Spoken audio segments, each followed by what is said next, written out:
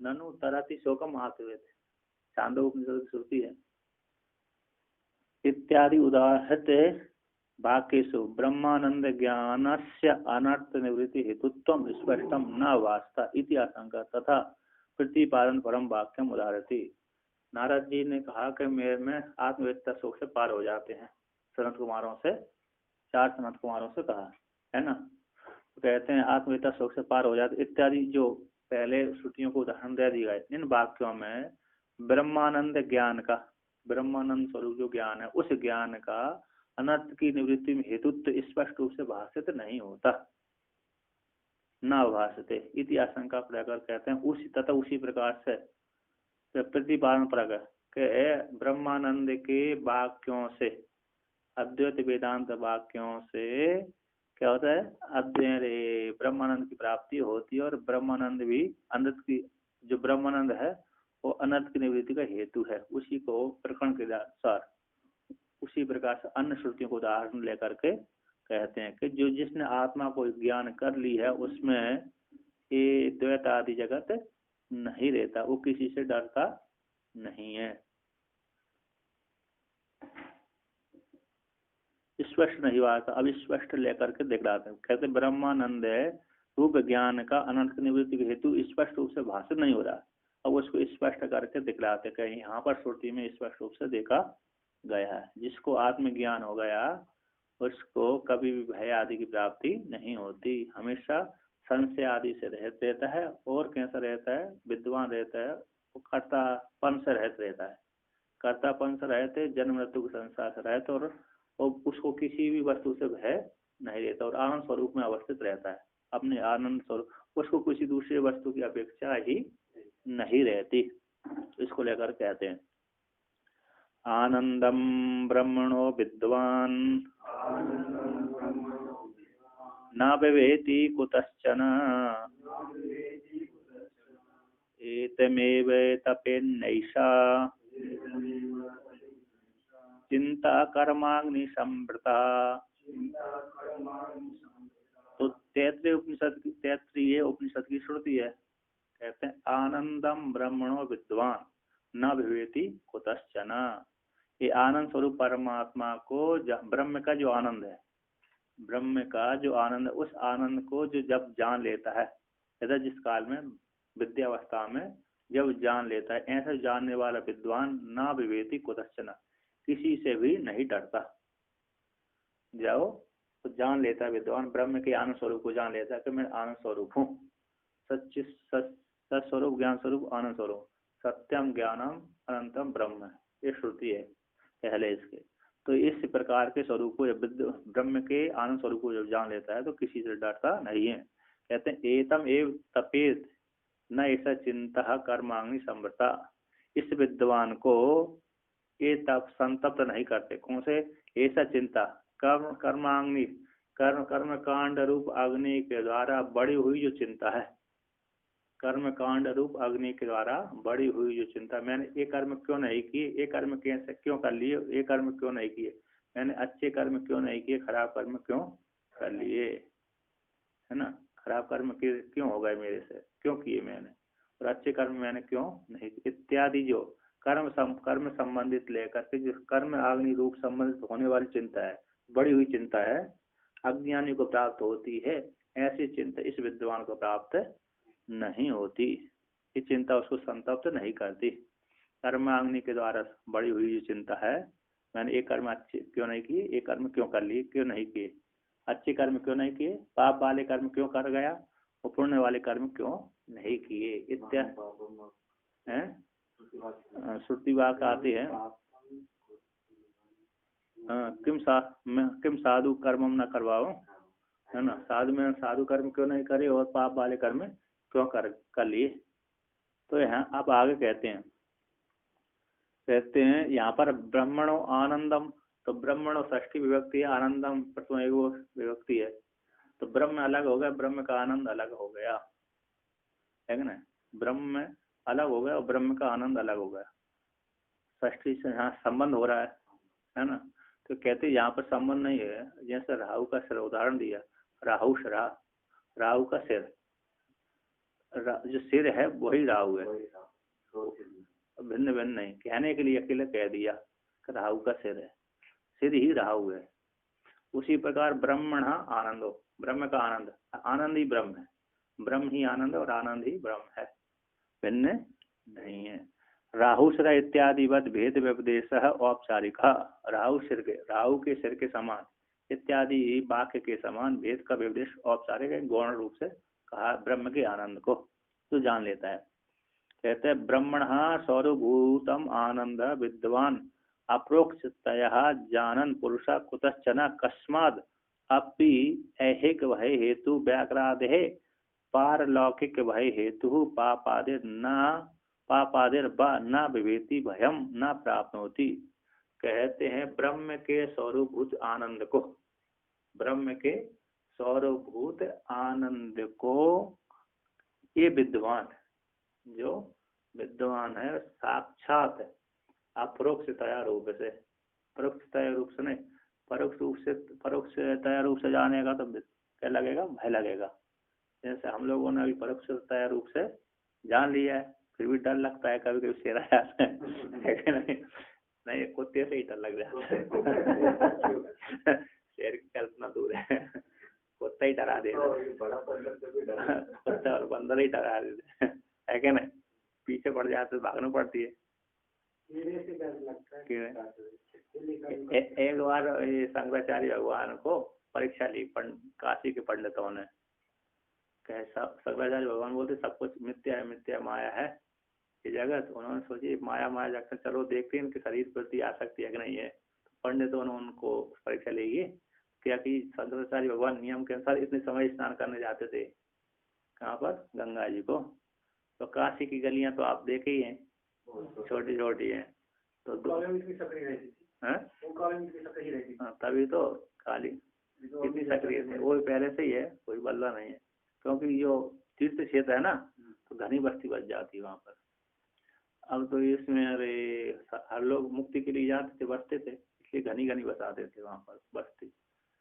अब जा रहे थे स्नान करने, पंडितों ने क्या किया, विचार किया कि इस समय ये आ रहे हैं, अब इस समय आने का इनको प्रेशर दिया, तो इन्होंने एक सांड को रख लिया। कौन, पंडितों ने। शंकराचार्य भगवान अपने शिष्यों के साथ गंगा स्नान जा रहे थे, एक शंकराचार्य आ गए, शंकराचार्य भगवान आ गए, तो उन पंडितों ने सांड दौड़ा लिया। तो शंकराचार्य भगवान उस सांड को देखा, वो तो आ ही रहा था, मारने के लिए आ रहा था, जब दौड़ा दी पंडितों ने, मारने के उद्देश्य से दौड़ाया, मरवाने के उद्देश्य से, तो शंकराचार्य भगवान देखा ये तो आ ही रहा है, ये तो मारेगा ही, है ना, तो ये सांड ही है, वो विरसा भी है। तो शंकराचार्य भगवान उसको देख करके भागने लगे और उसको पीछे दौड़ के भाग गए। तो सारे पंडित, अरे देखो ब्रह्म भाग रहा, ब्रह्म भाग रहा। ब्रह्म तो भागता मारता है नहीं है, देखो ब्रह्म भाग रहा है, ब्रह्म भाग रहा है क्या नहीं, जबकि ब्रह्म ना आता है ना जाता है, ये ब्रह्म भाग रहा है। तो शंकराचार्य भगवान ने उत्तर दिया, ब्रह्म जो भगा रहा है वो ही भाग रहा है, जो पीछे भाग रहा है वो ही ब्रह्म ही है, जो भाग रहा है वो ही ब्रह्म है कि नहीं, सारे ब्रह्म ही है। भगा रहा है वो ही ब्रह्म है ना, जो भाग रहा है वो ही ब्रह्म है, जो दौड़ रहा है वो ही ब्रह्म है, जो देख रहा है वो ही ब्रह्म है। एक बार राम जी को बहुत तरह से तुरंत वहाँ एक बाघ आता है, बाघ आते समय वशिष्ठ जी दौड़ के कुटिया के अंदर चले जाते हैं। फिर राम जी हंसते हैं, तो वापस आने के बाद महाराज जी आप तो सब मिथ्या सब ब्रह्म है तो बोल रहे, और बाघ को देखते ही भाग लिया, यही सिखाने के लिए मैंने ऐसा किया, आपने मेरा दौड़ना ही देखा है, मतलब जो मैं पहले बोला था उसको वाक्य आधा ग्रहण किया। मेरा दौड़ने को आपको मिथ्या क्यों नहीं मानते, मेरा दौड़ने को भी मिथ्या मानो। एक गुरु शिष्य थे दोनों, तो गुरु ने अपने शिष्य को पढ़ा दिया सब कुछ ब्रह्म है, तो सुन लिया, पूरा तात्पर्य रूप से नहीं जाना उसने शिष्य ने। एक बार क्या हुआ, राजा की सवारी, एक पहलवान हाथी पे बैठ करके सवारी कर रहा था, वो हाथी था पागल है, तो हाथी महावत बोल रहा, पहलवान महावत बोल रहा था ये हाथी पागल है, हट जाओ मार दे। तो उस गुरु के जो शिष्य था उसने कहा सब कुछ ब्रह्म है, मैं भी ब्रह्म हूँ, हाथी ब्रह्म है, वो नहीं हटा। जबकि महावत ने अरे उसको कहा हट जा पागल है ये हाथी, सनक गया। किंतु वो कह रहे ये हाथी ब्रह्म, मैं भी ब्रह्म हूँ, नहीं हटा। तो हाथी ने सूंड पकड़ कर उसको गिरा फेंक दिया। अब गुरु जी के पास गया, हालत खराब हो गई। उन्होंने कहा क्या हालत हो गई? गुरु जी हाथी ने मेरे फेंक दिया। क्यों हटे क्यों नहीं? कि वो मैं इसी नहीं हटा, मैं भी ब्रह्म हूँ और हाथी ब्रह्म है, तो हाथी ब्रह्म में दोष तो है नहीं है, तो इसी में नहीं हटा। तो उनका उस महावत ने कुछ बोला था नहीं बोला था? उसने बोला था हट जा पागल हाथी। तो महावत भी तो ब्रह्म था, उसकी वाणी क्यों नहीं सुनी? महावत भी तो हाथी था, है कि नहीं? महावत भी तो ब्रह्म ही है, उसकी वाणी क्यों नहीं मानी? हाथी को अकेला ब्रह्म क्यों माना? महावत को भी ब्रह्म मानना चाहिए थी। तो ऐसा ही है। तो ये है, तो यहाँ पर कहते हैं अपरोक्ष रूप से जब जान लेता पुरुष तो कुतश्चन कस्मचित, किसी से भी जब ब्रह्म को अपरोक्ष रूप से जानता है ना, तो जानता हुआ पुरुष है साधक विद्वान, कुतश्चन कभी भी किसी हेतु से, कस्मात किसी भी हेतु से भी, मतलब यह एक लोक में होने वाले भय आदि, व्याघ्र आदि से और पारलोक संबंधी जो भय मृत्यु आदि से, परलोक संबंधी होने वाले मृत्यु देवता है, उससे भय होता है सबको। मृत्यु देवता सबको भय लगता है कि नहीं? व्रत हो जाने पर जब काल आता दिखता है, यमराज के दूध देखते हैं तो भय लगता है व्यक्ति को। जो लोग आकस्मिक मरते हैं उनको भी यमराज का भय थोड़ा नहीं दिखता होगा ना पहले? अचानक मरते हैं तो उस समय उनको ही भय होता है। अचानक मर भी गए, लेकिन आप बाहर से मर गए ना, अंदर से नहीं मरे ना। अंदर से अचानक क्या होता है, व्यक्ति को तड़पन होती है। जैसे जहर खाने वाले एक खा लेता है किसी चिंता से युक्त होकर के, फिर बाद में वो कह जाता है जहर खाने वाला और मेरे को बचाओ बचाओ बचाओ बचाओ चिल्लाता है, लेकिन वाणी नहीं निकल पाती उसकी, तड़फड़ाता है, बहुत जोर से तड़फड़ाता है, फांसी लगाने वाला है। पहले तो किसी गहरी चिंता में, अरे होश में गहरी चिंता होने कारण और अपनी चिंता को छुटकारा पाने के लिए फांसी लगा लेता है, जहर खा लेता है। जब फांसी जब झूलता है ना तो बहुत उसको तड़पण होती है प्राण के कारण, कहते बचाओ बचाओ बचाओ, लेकिन मजबूर हो जाता है। एक व्यक्ति ने जहर खाया, अब जहर तो खाली चिंता से, गर्मी का समय था तो वो पानी देखता था, वो पानी देखता था, पानी मिल जा, जमीन में अपने सर को गड़ा दिया उसने पानी के चक्कर में, और पानी नहीं मिला, तड़पन हुई उसको, तो फिर उसने मर ही गया। तड़पन हो, जो लोग जैसे कि क्या होता है युद्ध जैसे होता है, तलवार से पूरे सिर को काट दिए, उसको तो उससे कोई तुरंत थोड़ी नहीं मरता। आपको सिर काट दिया तो प्राण तो आप हृदय में थोड़ी तड़पण होती। जैसे मेरे छिपकली की पूंछ है नहीं, छिपकली की पूंछ आप तोड़ देती हो, अलग हो जाती है, लेकिन फिर भी प्राण फिर भी वो चिंतित रहती है ना। और गोली मार देने पर कुछ भी हो, एक हृदय से नहीं निकलते प्राण, एक ही प्राणों की उत्कर्ण गति कहाँ, सभी सारी इंद्रिय एक ही जहाँ हृदय में आकर स्थित हो जाती हैं, वहां से निकलती हैं। आपको मार दिया, लेकिन फिर भी आपको जब एक ही तलवार से काट देता व्यक्ति सर को, तो थोड़ी तड़पण वहां पर होती है, हृदय में हलचल होती है, मारने वाले को मालूम पड़ता है। अपन लोगों ने देखा जो लोग कोमा में जाके मरते हैं, हम कोमा में मरते हैं, लेकिन उनको होश नहीं रहता ज्यादा, उनको कोमा में मरने वालों को ज्यादा होश नहीं रहता, फिर भी उनको थोड़ा अंदर से चेतना तो थोड़ी बहुत हो रही हो, जब मैं जा रहा हूँ। कई लोग ऐसा भी मानते हैं, जो लोग कोमा में गया है 1 साल 2 साल, फिर जब मृत्यु की बारी आती है तब होश आ जाते हैं। होश क्यों? होश तो आएगा। क्यों होश आएगा? क्योंकि उसको अगला जन्म स्वीकार करना है। अगला जन्म में जब तक होश नहीं आएगा तब तक अगले जन्म को स्वीकार नहीं करेगा। इसी को क्या बोलते हैं? कीट जलू का न्याय। कीट जलू का, जैसे आगे का जब तक आगे का डग नहीं रखता हो जलू का, जब तक पीछे का डग नहीं उठाता, सब में आता है कीट जलू का न्याय। ये जब तक आगे को पैर नहीं जमा स्थिर नहीं कर लेता तब तक पीछे का नहीं उठाता। तो उसी प्रकार जब कोमा में गया है ना व्यक्ति, वो भी व्यक्ति वहां जब मरते समय उसको वहां पर रील सामने आ जाती है कि मेरे एक कर्म में मेरे फल उदित होने वाले हैं, भविष्य में इस कर्मों के फल को भोगूंगा। उसी तो जिस कर्मों का फल भोगना उसी प्रकार की शरीर की आकृति वहां पर बन जाती है। जब वहां पर शरीर की आकृति बन जाती है मरने समय, तो उसी जो शरीर जैसी जिस योनि में जाना है उसी शरीर के में हम भावना कर लेता है, उसी हम भावना करके शरीर छोड़ देता है। तो समझ ऐसे अपने चरण के कर्म उनको भी ऐसा शरीर तो पहले वैसा होता है, सब होता है मरने के काल में। हमको थोड़ी ज्ञान होगा, वो तो मरने वक्त हृदय में होता है। हाँ, कोई न पूछा हमारे लेके बहुत कष्ट देखने को भी मिलते हैं। ऐसा क्या होता है उस समय, वो देखते हैं। यही न्याय बताया उस समय, क्योंकि प्राण एक शरीर को छोड़ के दूसरे सूक्ष्म शरीर आदि को पकड़ते समय थोड़ा जीव भी कंफ्यूज होता है और इसको नहीं छोड़ने का मन नहीं होता है इस शरीर को, इसलिए वो बहुत कष्ट होता है उस समय।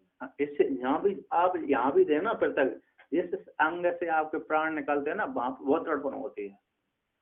प्राण जहाँ जब इंद्रिय निकलती है ना, प्राण उत्क्रमण करता है इस शरीर को छोड़ करके, तो जिस अंग को प्राण छोड़ता है उसी वहां पर भयंकर दर्द होता है, मरने वाले व्यक्ति को एहसास होता है।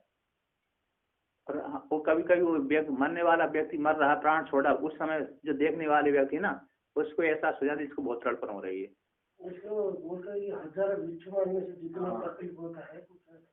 हाँ,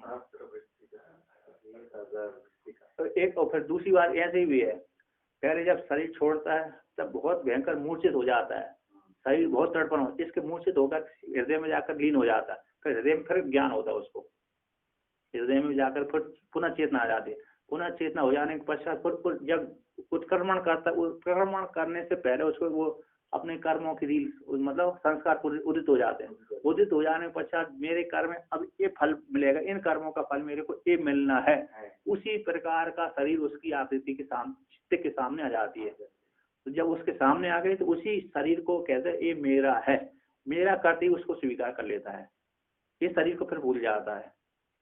उस आगे भविष्य को प्राप्त होने वाले शरीर को हम करके स्वीकार, मैं इस शरीर वाला हूँ, उसी शरीर वाला होने के कारण वो उसी शरीर को पकड़ करके शरीर छोड़ देता है, तो अगले जन्म में उसी शरीर को प्राप्त होता है। यहीं पर निर्धारण होता है, बहुत श्रुति में निश्चय किया है, छांदोग में है तो बृहदारण्य में है, छांदोग आदि में ये शायद, तो अन्य जगह भी है। भागवत में है, उपनिषद में सब में वर्णन निश्चय आता है। तो यहाँ पर कहते हैं तो एक लोक के व्याघ्र आदि से और पालोक संबंधी मृत्यु संबंधी जो भय आदि होते हैं, उन पाप आदि से भी न विवेती विद्वान, भय को प्राप्त नहीं होता, भयम न प्राप्त होती। ननु यहाँ पर कहते हैं ननु तत्विदः पापादेर भयम नास्ति इति एतत् कुतो अवगम्यते इति आशंका तत्प्रतिपादिकम। कहते तत्ववेत्ता को पाप आदि से भय नहीं होता। पाप आदि से तो पाप से भय नहीं, पुण्य से तो किसी को नहीं होता, पाप से भी भय नहीं। पाप से व्यक्ति को होता है ना, पाप से तो व्यक्ति को, पुण्य से तो नहीं होता, क्योंकि पुण्य कमाए तो अच्छे सुख ही मिलेगा, पाप आदि का कष्ट मिलेगा, यमराज के पास जाना है। आदि से व्याघ्र आदि से भय है ना। कहते पाप तत्ववेत्ता को पाप आदि से भय नहीं होता, ये तद आपने कैसे जाना, इतिहास को लेकर तत् उसको प्रतिपादन करने वाले वाक्य को कहते हैं कि तत् यहाँ पर तत्ववेत्ता को भय नहीं होता। कहते हैं एतम हा बाबा न तपति किम अहम साधु न करवावम न अकरवम किम अहम पापम अकरवम इति वाक्यम अर्थतः पठति। कहते हैं एतम इस विद्वान को निश्चित रूप से न तपति, एक पाप पुण्य संतप्त नहीं करते है ना। पाप कहते हैं क्यों, मैंने साधु कर्म नहीं किए, मैंने क्यों पाप कर्म कर डाले, मैंने साधु कर्म शुभ कर्म पुण्य कर्म साधु पुण्य कर्म क्यों नहीं किए, मैंने पाप कर्म क्यों कर लिए, क्यों हो गए, कर लिए, जानबूझकर कैसे कर लिए इत्यादि अर्थ इत्यादि वाक्य को अर्थ रूप से पढ़ती है। तो जीव को क्यों देते हैं दोष, आपकी ये हाथ जीव ये तो सब देवता लोग हैं। हाँ, ये लोग सब करते हैं। ये देवता लोग तो हैं, इनमें एक एक देवता के अंग विशेष है, अनुग्रह देवता है, किंतु जीव ने अहंकार माना है ना, इन देवताओं ने थोड़ी माना है। हर इंद्रिय अहंकार के अधीन होकर के कार्य करती है। जो चेतन आत्मा है, चिदाभास जीव आत्मा है, उसके अधीन होकर के ही सारी इंद्रिय प्रवृत्त हो रही हैं। इंद्र ने थोड़ी कहा कि तुम अरे अच्छे काम करो, बुरे काम मत करो, अतः बुरे काम करो तो अच्छे काम मत करो, ये तो इंद्र नहीं कहता। इंद्र यानी हाथ का देता इंद्र है। एक बार एक होता कौन, अरे सेठ था, तो सेठ अरे अपने बगीचा लगाया था, सुंदर बगीचा था, और बगीचा लगाया तो रखवाली भी करता था। तो एक गाय अरे क्या आ गई, बूढ़ी गाय उसके पास आ गई, बगीचा में घुस गई, थोड़ा उसने मारा तो, बूढ़ी थी, मारा तो धीरे से, फिर मर गई वो। मर गई तो फिर गो हत्या लगी गई है क्या नहीं, जोर से लग गई, थोड़ा क्रोध आ गया, वो जोर से मार दी होगी तो मर गई, उसी की निमित्त बना करके वो तो मर गई। तो गो हत्या लगी, गाय ने कहा, गो हत्या ने कहा तुमने मेरे को मारा है, गाय को मारी थी तो मैं तुम्हारे ऊपर लग गई है, मैं तुमने तुमसे पाप हो गया, अब मैं तुमको तुम्हारे शरीर में प्रवेश कर रहा हूँ, तुम्हारे ऊपर हावी हो रही हूँ। उन्होंने कहा अरे मैंने नहीं मारा, ये हाथ के देवता बताओ कौन है, इंद्र है, इंद्र ने मारा, इंद्र के पास जाओ, मेरे पास कौन आएगा। गो हत्या वहां से उस सेठ को छोड़ करके कहाँ चली गई, सीधा इंद्र के पास। तो इंद्र ने कहा ये गो हत्या तू मेरे पास क्यों आई है, कहा वो सेठ ने कहा कि इस हाथ के देता इंद्र है, तो इंद्र ने मारी है गाय को, तो इसलिए मैं तुम्हारे ऊपर हावी हो रही हूँ, तुमको भोगूंगी, है क्या नहीं। अरे ऐसे कैसे, दूसरा करे दूसरा और मैं भोगूं। अच्छा मैं निर्णय करता हूँ, तो फिर बाद में निर्णय जब हो जाएगा तब मेरे पे आना, तो उस पे जाना। अगर ठीक है बात, इंतजार कर, अभी मेरे शरीर में प्रवेश मत करना। है क्या। तो उसने कहा चलो मैं तुम्हारा निर्णय कर देता हूँ, किसने हत्या करी किसने नहीं करी। इंद्र आया साधु का वेश बना करके, अच्छा साधक बन करके, तो सेठ के पास आया, सेठ से कहा, सेठ ने स्वागत आदि सत्कार किया। तो सेठ ने कहा अरे हमने सुना है कि आपने बगीचा बहुत अच्छा लगाया है, अच्छा चलो दिखाओ तो सही। चलिए, हाँ मैंने बहुत अच्छा लगाया है, चलो देखते हैं। तो सेठ ले गया दिखाने के लिए, मैंने लगाया है ना, अहंकार था उस सेठ को, तो दिखाने के लिए ले गया। तो उन्होंने कहा देखो, तो सेठ और इंद्र दोनों जा रहे थे, ये इंद्र ही है, ऐसा सेठ को मालूम नहीं था। जब जा रहा था इंद्र कह रहा अरे ये बहुत अच्छा है, किसने लगाया, ये फूल किसने लगाए, ये बहुत अच्छे कर रहे हैं, किसने लगाया, मैंने लगाए। अरे ये अन्य फलवाड़ी बोलता है, ये फलवाड़ी किसने लगाई, ये भी मैंने लगाई, ये फल किसने लगाए, ये भी मैंने लगाए। लगाते पूरा बगीचा घुमा, लास्ट में जाकर जहाँ पर गाय मरी थी ना, ये किसने मारी। और इंद्र ने मारी। कहते बगीचा आपने लगाया और गाय इंद्र ने मारी, कैसे कैसे सकता है। का पकड़ लो इसको। यदि इस बगीचा को यदि इसने लगाया है, इसी ने गाय को, यदि इंद्र ये बोल देता है कि ये बगीचा इंद्र ने नहीं, मैंने नहीं लगाया, इंद्र ने लगाया है ना, तो ठीक है, वो गाय की हत्या मेरे ऊपर आ जाती है। बगीचा इसने लगाया, गाय इंद्र ने मारी, ऐसा नहीं होता। पूरा का पूरा अहंकार इंद्र के ऊपर डाल देता तो फिर वो गो हत्या उसके ऊपर नहीं लगती, इसके ऊपर सेठ के ऊपर नहीं लगती। किंतु उसने आदि प्रसन्नता है ना, ख्याति, यश, तो अपने पास रख लिया और हत्या उसके पास दे दी। इसी को तो भगवान कृष्ण भगवान ने गीता में यही तो कहा, यस्य न अहंकृत भाव और बुद्धि यस्य न लिप्यते हत्वाभिमान लोका नादिना निवर्त्यते। जिसको अहंकार नहीं है ना, तीनों लोगों को मार दे अथवा बड़े बड़े यज्ञ कर दे तो पुण्य पाप से लिपायमान नहीं होता। अब जिसको अहंकार है तो वो तो लिपायमान होगा। तो यहाँ से बात है उसको भगवान को पढ़ाते हैं, वो करवा रहे और अपन कर रहे हैं। ये गलती हम भी करते, कभी ब्राह्मण मेरे जैसे बात करते कुछ विषय में अहंकार से कुछ करते। हाँ और क्या, तो अहंकार जब कुछ इधर उधर करते हैं तो फिर पकड़ते हैं, दोनों में ही आते हैं, पाप भी लगता है पुण्य भी लगता है क्या नहीं। तो जो पाप किया था पुण्य भी करेगा, मैं पाप नहीं करता तो पुण्य भी नहीं करता मैं, है क्या नहीं, मैं पुण्य भी नहीं कर रहा। अब तो भगवान जो करा रहे हैं, पाप जो करा भगवान ही करा रहे हैं, पुण्य भी भगवान ही करा रहे हैं। निमित्त मात्र निमित्त मात्रम भगवत विशासन, और क्या निमित्त मात्र है हम, भगवान की कठपुतली है कि नहीं। इस प्रकार से मानेंगे तो कोई समस्या नहीं। तो कहते हैं ये तम इस प्रकार से ये विद्वान को संतुष्ट नहीं करते। तो आगे कहते हैं कर्माग्नि संवृता पुण्य पाप रूपकम कर्म एवं अग्नि, कहते कर्माग्नि के द्वारा बड़ी हुई, संवृत है ना बड़ी हुई है, वृत है धारण वर्ण संवृत बड़ी हुई है, चढ़ी हुई है, धारण की हुई है। पुण्य पाप रूपम, पुण्य पाप रूपक जो कर्म है वो कर्म ही अग्नि है। पुण्य पाप रूप जो कर्म ही ऐसे अग्नि है, वो अग्नि के द्वारा संतप्त है, बड़ी हुई है, कर्माग्नि से बड़ी हुई है। कहते हैं अकरण करणाभ्याम अग्निवत संतापित, न करना और करना है ना, करना और न करना इन दोनों के द्वारा अग्नि के समान संताप के हेतु, जैसे अग्नि को हाथ डालेंगे एक नहीं तो कह रहे क्या हो जाएगा, जलेगा, तब तो संतप्त करेंगे, दूर रहेगा संतप्त नहीं।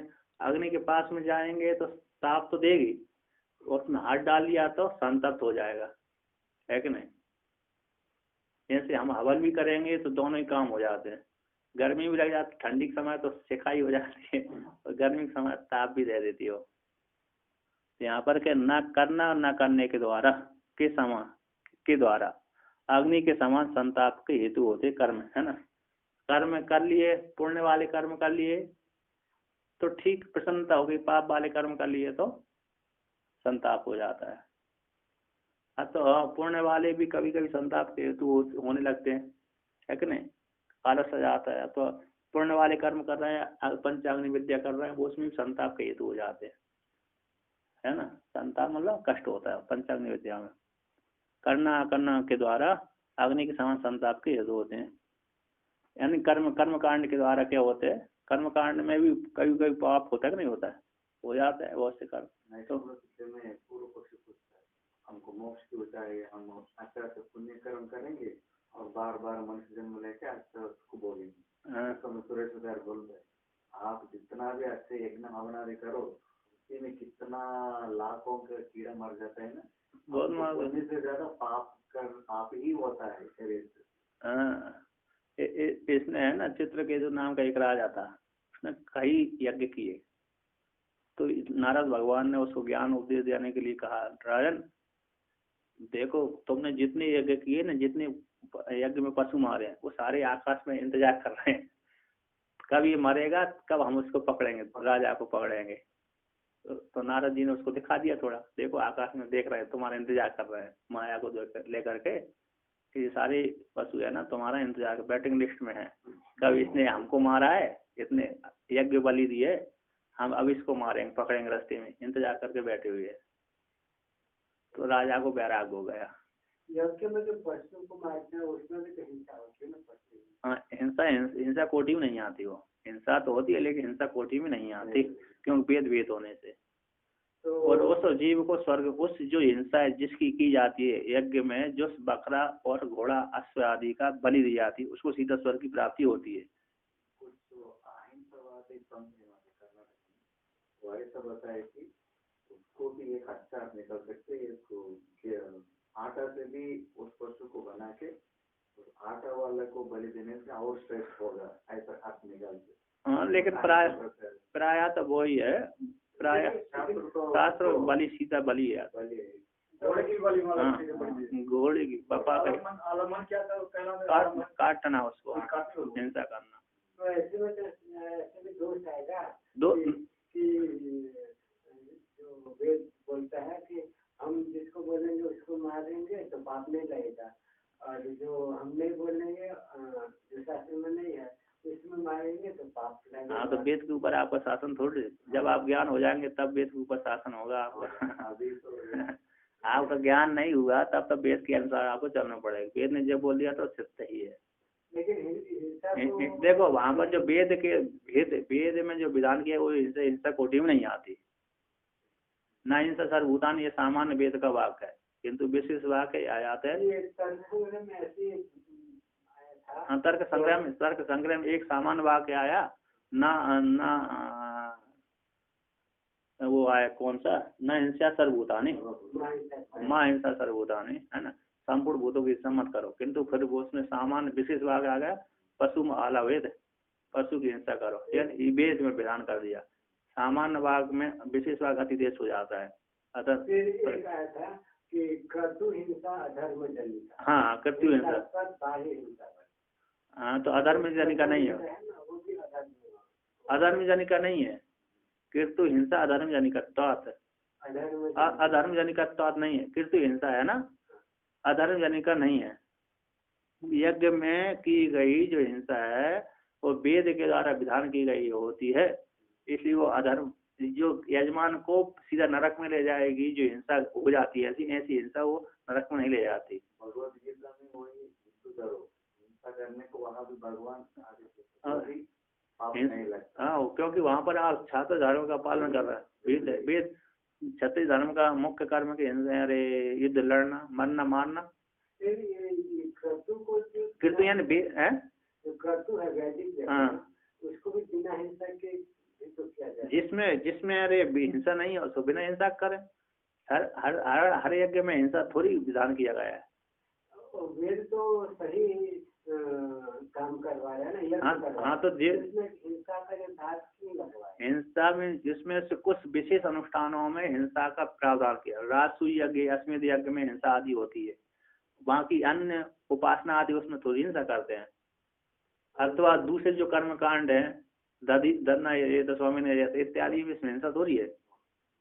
लेकिन जहाँ पर अश्वमेध याग आता है उसमें अश्वमेध याग क्यों, उसमें हिंसा होती है। लेकिन उसमें भी अश्व की सीधा स्वर्ग की प्राप्ति होती है भेदभाव, और वो जो हिंसा हुई है उसमें वहां पर प्रायश्चित करा देते हैं यजमान को। यजमान को क्या हो जाता है, 1 दिन 2 दिन में वो प्रायश्चित होता है, इसलिए उसको क्या होता है, पाप नहीं लगता, क्योंकि वेद ने विधान किया। नहीं तो अश्व को मारेंगे तो हिंसा तो होगी, किंतु वहां पर प्रायश्चित 1 दिन का प्रायश्चित, एक कर्म कांड इष्टि करा दी तो उससे हिंसा और पाप निवृत्ति हो गए, और सीधा जो मरा हुआ है उसकी क्या गति होगी, और सीधा उसको स्वर्ग प्राप्ति होगी। ऐसे एक सामान्य व्यक्ति स्वर्ग कितने कर्म करने के पश्चात स्वर्ग प्राप्त हो, उस यज्ञ के पशु को तुरंत ही स्वर्ग की प्राप्ति हो जाती, जबकि पशुओं को स्वर्ग प्राप्त नहीं होता। पशुओं को स्वर्ग की प्राप्ति नहीं होती। देवता रूप धारण करेगा। हाँ, तो देव मनुष्य का रूप धारण करेगा। स्वर्ग प्राप्त मतलब जानवर थोड़ी रूप बनेगा वहाँ पर। स्वर्ग में जाकर सब वहाँ पर जाते ही आपको जैसे शरीर अश्व का शरीर छोड़ा उसने, उस समय पुरुष रूप बन जाता है वो। कोई पूर्व जन्म का योगी हो तो घोड़ा बन गया होगा इसके लिए, उसका हो सकता है, मतलब कोई भी हो। घोड़े के पश्चात शरीर घोड़ा है, अश्व है, और गो गाय और बैल है, इसके पश्चात योनि मनुष्य की प्राप्त होती है प्राय का जीवों की। अश्व की, घोड़े की, अश्व की, गाय की, बैल की। अश्व के लास्ट से सीढ़ी है, भोगते भोगते नारी की है योनि, भोगते भोगते भोगते इसमें आकर शुद्धि हो जाती है। लास्ट योनि उनकी होती है अश्व या तो गाय, है ना, गाय बैल तो अश्व। हाथी भी को उतने बराबर लेवल के है प्राय करके, इतना हाथी है, घोड़ा है, अश्व है ना, बैल है। लास्ट योनि रहती पापी योनि। गाय अश्व आदि, गाय घोड़े आदि भी पापी योनि है, पुण्यात्मा योनि नहीं है। ये शोधन होते होते उसको यहाँ पर आ जाता है, यहाँ के बाद सीधा मनुष्य बनेगा। मनुष्य में फिर सीधा ही वो अच्छे कर्म रहे होंगे कुछ अच्छे, तो ऊंची नहीं तो सबसे पहले जो नारकी इससे उत्पन्न होता है सीधा शूद्र वर्ण में आता है वो। शूद्र वर्ण में पुनः यदि खराब कर्म कर लिए तो पुनः नारकी में चला जाता है। तो अच्छे कर्म बन गए तो सीधा फिर चाहे ब्राह्मण भी बन सकता है, चाहे क्षत्रिय बन सकता है, चाहे वैश्य बन सकता है, चाहे शूद्र भी बन सकता है। फिर उसके हाँ, वो अच्छे कर्म बन जाए उसको शूद्र योनि में, तो ऋषियों कुल में भी जन्म हो जाएगा। वो तो उसकी निष्ठा के ऊपर है, कर्म के अनुसार है। तो कहते हैं यहाँ पर हेतु का, कहते तेन संवृत्तः संपादिता ऐसा पुण्यम न करवावम कस्मात् पापम तू कृतवान कुतः इति एवं रूपा चिंता। एक पंक्ति उसमें ज्यादा है, तेन संवृता पूर्ण पाप रूपकम कर्म एवाग्नि अकर्ण करणाभ्याम अग्निपत संतापित। इतनी बात ज्यादा थी, है ना। कहते तेन संवृता, उसके द्वारा बड़ी हुई, कर्माग्नि के द्वारा बड़ी हुई, संपादित होती हुई है, संपादिता, संवृता संपादिता। ऐसा पुण्य कर्म को मैंने क्यों नहीं किया, अकस्मात किस हेतु से, और पाप कर्म को किस हेतु से मैंने कर लिया, कृतवान कुतई हेतु इत्यादि रूप जो चिंता है, ऐसी जो चिंता इस विद्वान, इतने विद्वान को, तत्ववेत्ता को ना तपित ना संतापित। अन्यम कहते हैं, अन्यम अविद्वान सब, किंतु जो अन्य अविद्वान है उसको तो संताप करते हैं। सा तू तया चिंतया सदा संतप्तित, किंतु उस चिंता से अज्ञानी जो है उस चिंता से हमेशा ही संतप्त रहते हैं, है कि नहीं। किंतु विद्वान को ये चिंता संतप्त नहीं करती। तो आगे कहते हैं यहाँ पर, है कि नहीं, कहते पूर्ण पापयोर आतापत्व हेतु प्रदर्शन परम स या एवं विद्वान हेते आत्मानं शृणोति उभे ही एव ऐसा एते आत्मानं शृणोति इति वाक्य द्वयम् अर्थतः पढ़ति। पूर्ण पाप दोनों तापक नहीं होते, संतप्त। पूर्ण पाप दोनों विद्वान को संतप्त नहीं करते, विद्वान को, अज्ञानी को तो करेंगे। कहते उसको आतापत्व में हेतु प्रदर्शन परक वाक्य को कहते हैं।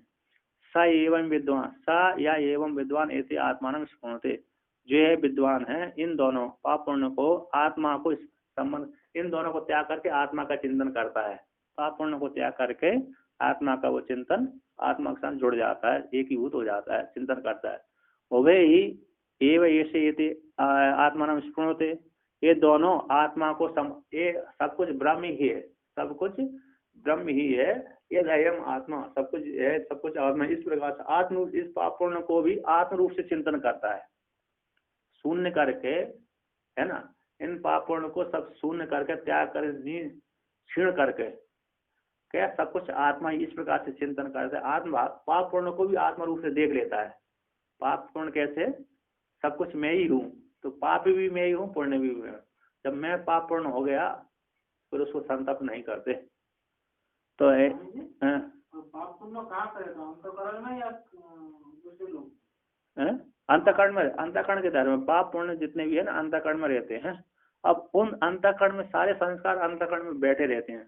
अब संस्कार बैठ गया, अब जहाँ पर अरे पिक्चर आ जाएगी, जहाँ पर्दा आ जाएगा वहीं खुल जाएगा है क्या ना। जिस शरीर में आप पर्दा खोल दो उसी शरीर में भोगने लगेंगे। अंतःकरण की रील है न। पाप पुण्य कहाँ आएंगे, कहाँ पर स्थित रहेंगे, उस अंतःकरण में रहेंगे। अब जैसी व्यक्ति को उपाधि मिलेगी, जिस शरीर की उपाधि, उसी शरीर में जाकर के उसको भोगना पड़ेगी, है क्या। अब कहते हैं इस पाप पुण्य को आत्म रूप से जानते, इसलिए वो उसको क्या करते, संतप्त पाप पुण्य नहीं करते, इसी को कहते हैं। एवं विद्वान कर्मणि द्वे हित्वा आत्मानं स्मरेत् सदा कृते च कर्मणि स्वात्म रूपेणैवैष पश्यति। कहते हैं एवं इस प्रकार से विद्वान कर्मों को, पाप पुण्य रूप कर्मों को त्याग करके, हैं, नष्ट करके, त्याग करके, छोड़ करके, आत्म रूप से जहाँ इनको सबको त्याग कर दिया, शून्य कर दिया, नष्ट कर दिया, और नष्ट करके त्याग करके क्या कहते, आत्मानम, इसमें सदा सदा अपनी आत्मा को स्मरण करे। पाप पुण्य को त्याग कर दी, मेरे पास मैं तो असंग वही अयम पुरुषा, मेरे पाप पुण्य होते ही नहीं है। ये सारे पाप पुण्य को ना अंतःकरण के धर्म है ना। त्याग करना मतलब कहाँ त्याग करें, अग्नि में जला दो, आत्मा में छोड़ो। सारे पाप पुण्य कहाँ पर लीन हो जाते हैं, आत्मा में लीन हो जाते हैं। ऐसे गंगा जी जैसे कहा, गंगा जी से कहा कि तुम पृथ्वी पे जाओ और पापियों के पाप धो। उसने कहा तुम किस में धोगे, जो पापी, सारे पापी मेरे में पाप धोएंगे, मैं पापी नहीं हो जाऊंगी, तो मेरा उद्धार कब होगा। कहते भगीरथ ने कह दिया तुम में जो साधु स्नान करेंगे तो पाप ले लेंगे, तुम्हारे पाप को तुम स्वच्छ हो जाओगी। और साधु कहाँ छोड़ेंगे, वो साधु भगवान का चिंतन करते, साधु भगवान को छोड़ देंगे। तो भगवान का कभी संबंध होता नहीं पापों से। साधु गंगा जी के पाप ले लेंगे और गंगा जी के पाप साधु पे आ गए, साधु भगवान का चिंतन करते हैं, भगवान के नाम में इतनी सामर्थ्य कि वो पाप भगवान के पास पहुंचते नहीं है, तो अपने आप ही नष्ट हो जाते हैं। पाप ही नहीं पहुंचता, पुण्य भी नहीं पहुंचता, भगवान के पास कुछ भी नहीं पहुंचता, है कि नहीं? तो ये है, तो ऐसे में तो पाप किए बहुत सारा और एक डुबकी लगा लिए बस। हाँ तो होता है ना, क्यों? वो तो शास्त्र का वचन है, नर्मदा जी में आप स्नान करें पुण्य मिलेगा। पुण्य तो मिलेगा, पाप नाश भी हो जाएगा। हाँ, तो फिर उस पाप का फल नहीं भोगना पड़ेगा। पाप आप जा रहे हैं ना, उसके पुण्य के प्रताप से आपने कृष्ण आदि किए, पाप नष्ट करने के लिए तो किए। और आदि जैसे कि किसी ने आपने संकल्प करके किया स्नान, पहले व्यक्ति हर कोई संकल्प करके स्नान करता था, हर कोई संकल्प के मैं स्नान कर रहा हूँ, तो संकल्प करने से पुण्य की प्राप्ति अधिक होती थी। अभी व्यक्ति सामान्य से स्नान कर लेता है तो इतनी ज्यादा पुण्य की प्राप्ति नहीं होती। तो जैसे कि किसी ने घोड़े को मार दिया, हाँ, तो घोड़े आत्महत्या का पाप लगा। हाँ, तो फिर वो गंगा जी में स्नान करेगा तो उसको पाप की निवृत्ति हो जाएगी। पाप की निवृत्ति हो जाती, गंगा जी इतनी सामर्थ्य के बहुत से पापों को धो देती है कि फिर उसने यदि नहीं माना कि मैंने गंगा जी स्नान कर लिया, मेरे सारे पाप गंगा जी धो दिए, ऐसा उसने माना नहीं, तो वो पाप रहेगा उसके पास। ऐसा भी एक वचन है ना कि आया है कि अवश्य में कर्म जो भी कर्म किया गया है शुभ और अशुभ का फल तो भोगना ही पड़ेगा। हाँ, तो आप गंगा जी धो देगी तो कैसे भोगना पड़ेगा? लेकिन व्यक्ति ने माना ही नहीं का मेरे पाप धो दिए। गंगा जी धोने में सामर्थ है, गंगा जी में, यमुना जी में, नर्मदा जी में पाप धोने की पूरी शक्ति विद्यमान है, किंतु हमारा ये मन है ना, वो मानते नहीं कि मेरे गंगा जी पाप धो देगी, इसलिए वो पाप क्या कहता है। देखो दूसरी बात है, हम स्नान करने जाते हैं गंगा जी में, स्नान नर्मदा जी में, तो पाप हमारे हृदय से निकल जाते हैं, काहे को उसमें जाएंगे भस्म हो जाएंगे, तो कहाँ जाएंगे? पाप के किनारे पर खड़े रहेंगे। जब व्यक्ति स्नान करके चलने लगा तो पाप पुनः उसी लगे फिर उसका जाएंगे हैं। शरीर क्या करे, हम स्नान करने गए तो पापों ने देखा, हम यदि उसमें स्नान कर लिया तो हम नष्ट हो जाएंगे, मर जाएंगे, जल जाएंगे, तो पाप निकल जाते हैं। अब व्यक्ति स्नान करके निर्मल तो हो गया, किंतु जब जाते वक्त वो पाप ने देखा ये स्नान करके आ गया, चलो फिर पुनः प्रवेश कर जाए इसमें, तो ना वो पाप ही पाप बना रहता है, उसको चित्त शुद्ध ही नहीं होता, क्योंकि उसने चित्त शुद्धि के लिए स्नान किया नहीं था। रामदेव बाबा बोलते हैं कि जब स्नान के लिए जाता है ना कोई व्यक्ति, तो जितना उसका पाप है ना, वो जो कपड़े उतार के रख देता है, कपड़े में और फिर वही कपड़ा पहन लेता है। मैंने एक बार ऐसा प्रश्न पूछा हमें, केवल भारत देश का नदी देवता क्यों नहीं? दूसरे देश में भी बहुत बड़ा बड़ा नदी है, वो देवता क्यों नहीं? फिर महाराज जी ने अच्छा तर्क दिया, देखो केवल भारत देश का नदी के किनारे साधु संत निवास थे, वो दृष्टिफल ये है कि कोई भी नदी में स्नान करते समय आप किसी न किसी संत का देखेंगे, देखने से भी आपको वृत्ति उठेगा ये कौन है, ये कपड़ा कैसा लाल क्यों पहना है, वो क्या करता है, उनका इतना इंक्वायरी से आपको पूरा मोक्ष का ज्ञान मिल जाता है। ऐसा कोई पहले दूसरे देश में मोक्ष का ज्ञान किसी को पता भी नहीं था, केवल नदी में स्नान करने से एक साधु के दर्शन से इतना वृत्ति आ जाते मन में, उनसे मिलना, पूछना, और आश्रम आदि में अगर प्रवेश कर दिया तो मिल जाएगी। इसी की यह दृष्टफल है। और अदृष्टफल भी शास्त्र बताते हैं, भाष्यकार आदि में श्लोक भी लिखे हुए, कहा है कि पाप का तारण करने वाले, उसको तो हम सब कुछ नहीं जानते, वो तो योगी लोग ही जान सकते हैं। ऐसा ही है। और नदियां है ना, ये विशेष नदी है ना, विशेष फल देती है। नर्मदा जी है, गंगा जी है, यमुना जी है, सरस्वती है।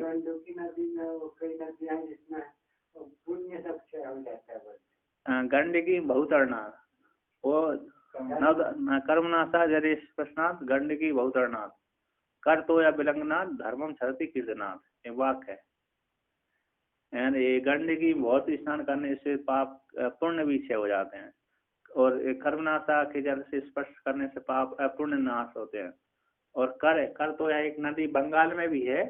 अब तो कर यानी हाथ, कर में हाथ में रखे हुए जल कोई पी रहा है, उसको कोई उलांग दिया तो उससे व्यक्ति उलांगने वाले के पाप पुण्य नष्ट होते हैं। और धर्म छरति कीर्तनात्, धर्म मैंने इतना कर्म किया, इतना पुण्य किया, ऐसे कथन करने से पुण्य।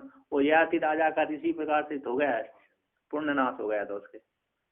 इंद्र ने धोखे चालाकी से पूछ लिया था, तुमने ऐसा कौन सा कर्म किया जो सबसे ऊपर ऊंची गद्दी पे जाकर बैठे हुए है, कि मैंने ये कर्म किए, तो ये कर्म किए इसलिए मैं ऐसी ऊंची गद्दी मेरे प्राप्त हुई। ऐसे जब बोल दिया इंद्र के सामने, इंद्र ने कहा तुमने बोल दिया तो जाओ नीचे जाओ, दिखा दिया इंद्र ने, जाओ तुम्हारे सारे कर्म नष्ट हो गए, पुनः सभी लोग से पुनः करके आओ, फिर भोगना को।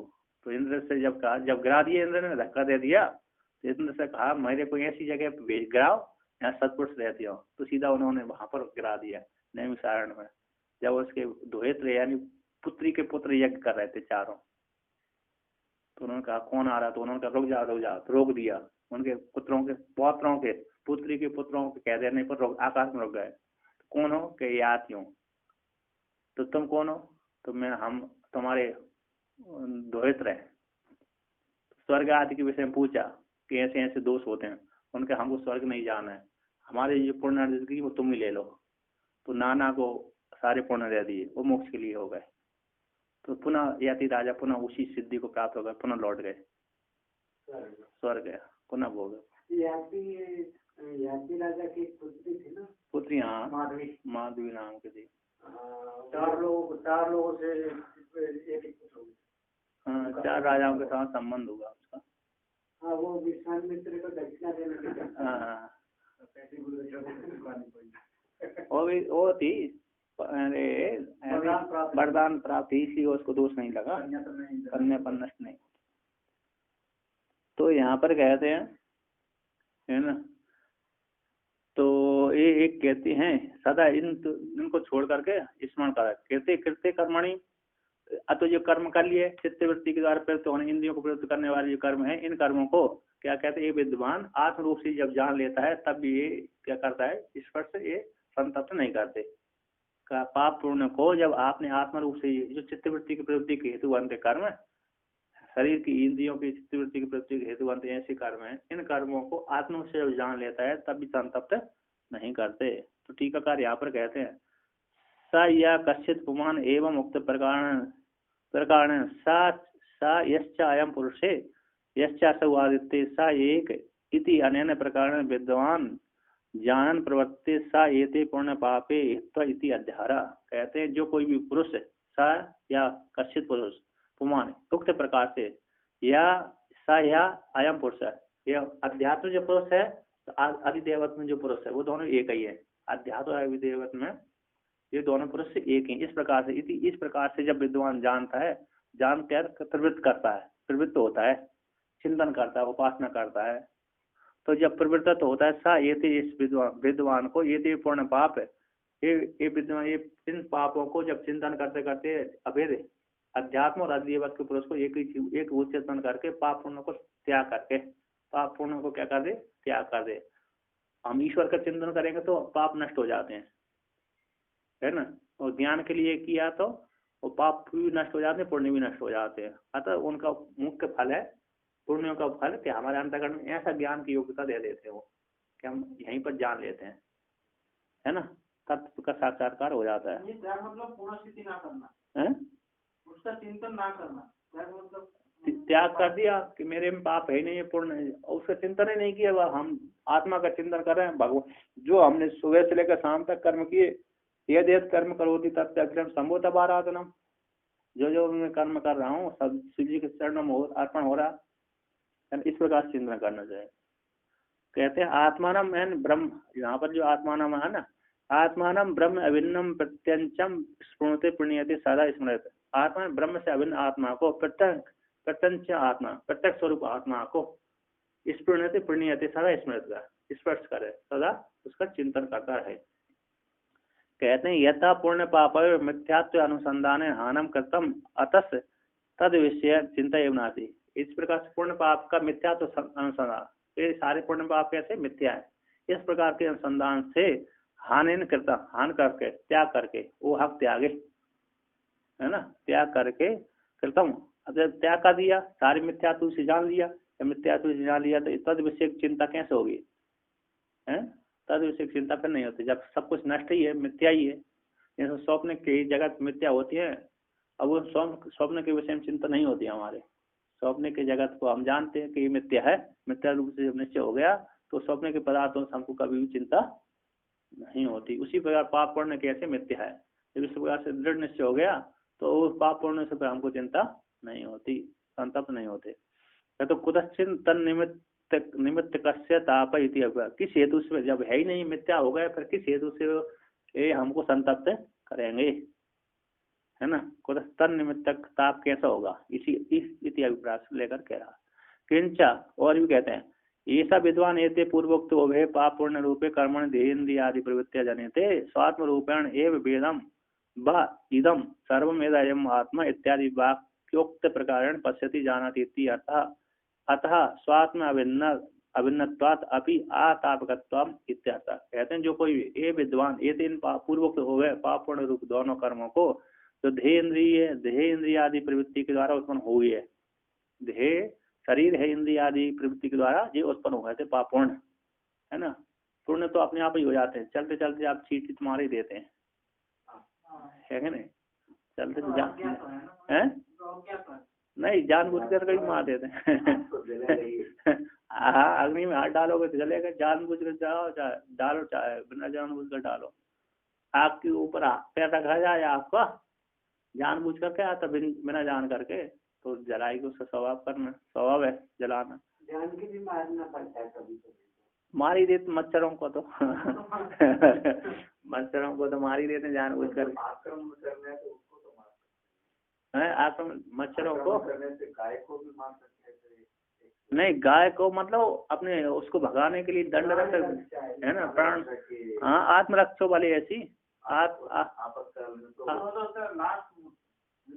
आत्मरक्षा के लिए सभी को मार, अपनी रक्षा के लिए सभी को मार सकते हैं। किंतु क्या है, कमरा साफ कर रहे हैं तो चींटी कई बार आ जाती है, कुछ आ जाती है, तो उसको चींटी तो आम चीज,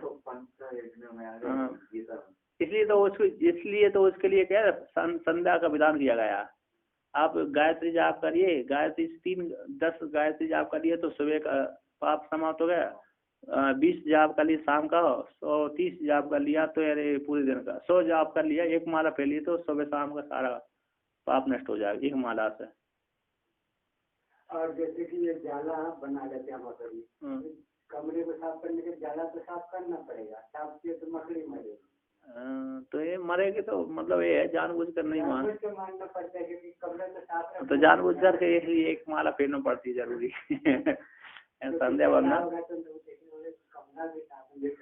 संध्या बंधन इसलिए करना पड़ती है। तो यहाँ पर कहते हैं स्वात्म अनुभव है क्या ना, उसका पाप की जैसे बड़ा को मारे या छोटा को मारे समपाप लगता है कि नहीं, सब नहीं, विषम है ना, विषम। आप किसी गाय को मारेंगे उसको बहुत बड़ा पाप होता है, और किसी ब्राह्मण को मार दिया उसको बहुत, साधु को मार दिया उसको बहुत बड़ा पाप होता है। ब्रह्म ज्ञान का सबसे बड़ा होता है, वो ब्रह्म ज्ञानी है। स्त्री को मारना, जलाना, विष देना, गुरु पत्नी के साथ गमन करना, स्वर्ण चोरी करना, ये सबसे बड़े पातक होते हैं। स्वर्ण चोरी भी खराब है।